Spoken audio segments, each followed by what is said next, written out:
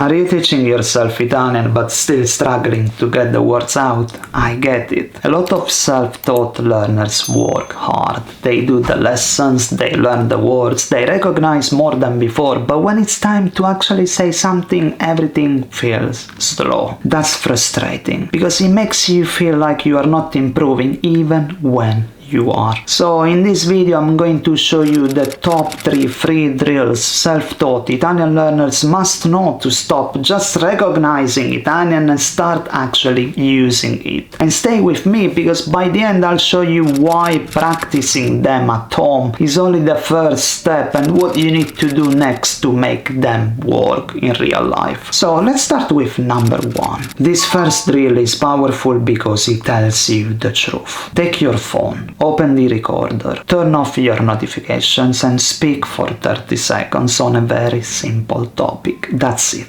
Not 10 minutes, not a perfect speech, just 30 seconds. Say the first thing that comes to mind. Do not stop every few words, do not look things up, do not try to sound impressive, just speak. Now, this will probably feel awkward. Most people do not enjoy hearing themselves struggle, but it is exactly why this works. Because this is the moment where you start hearing what Italian is actually like. You hear where the sentence breaks. You hear the missing word, you hear the point where your mind goes blank. And that matters because you cannot fix what you cannot hear. So this first drill is not about performance, it is about honesty. Once you hear the gap, you can do something with it. But hearing the gap is not enough on its own. Now you need to slow the whole thing down and catch what you were trying to say. That brings to drill number 2. Now take a notebook and write down the message you were trying to get out.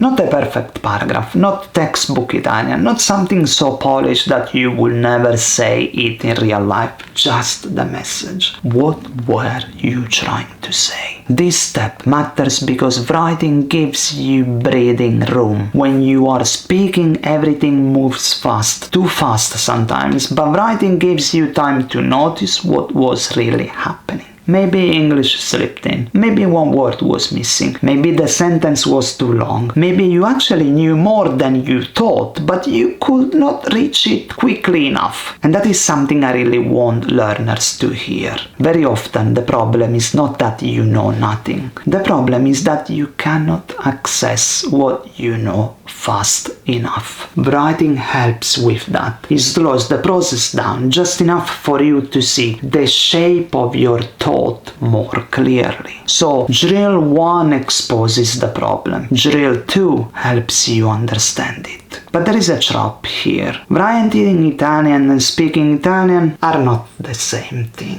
Writing is calmer, speaking is quicker. Writing gives you time to think. Speaking asks your mouth, your memory, your timing to work together. So if you stop at the notebook, you risk building Italian that looks good on paper, but still does not come out naturally when you speak. That is why drill number 3 matters most. Now, go back to the recorder. Look at what you wrote, but do not read it like a robot. Speak again. This time, use your notes as a support, not as a script. That part is really important, because now the goal is not to sound academic, it's not to sound perfect, it is to find something you can actually say. That usually means making it shorter, making it clearer, making it sound more like speech, your speech, and less like writing. This is where a lot of learners make a big mistake. They record once, feel embarrassed, and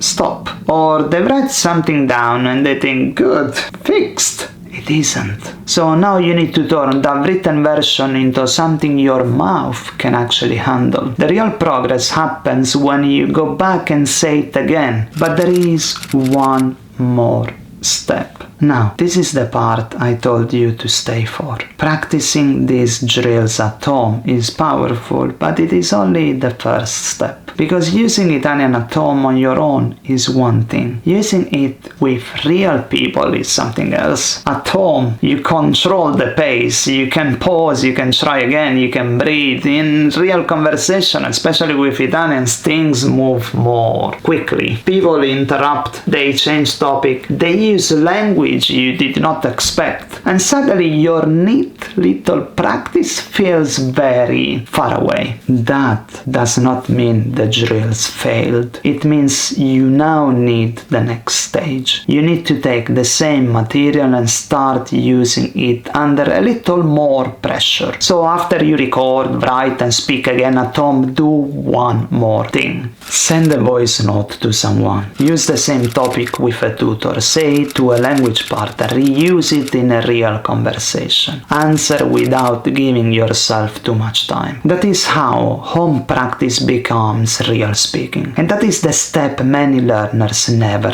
take. They practice safely, but they never test it in the wild. So remember this, home practice builds the skill, real use proves the skill. You need both. So those are the top 3 free drills self-taught Italian learners must know. But there is one more thing you can do for your Italian conversations. Pick one of the techniques in this next video and watch your Italian grow in as little as 1 week. And remember, stick to Italian and Italian will stick to you. Ciao!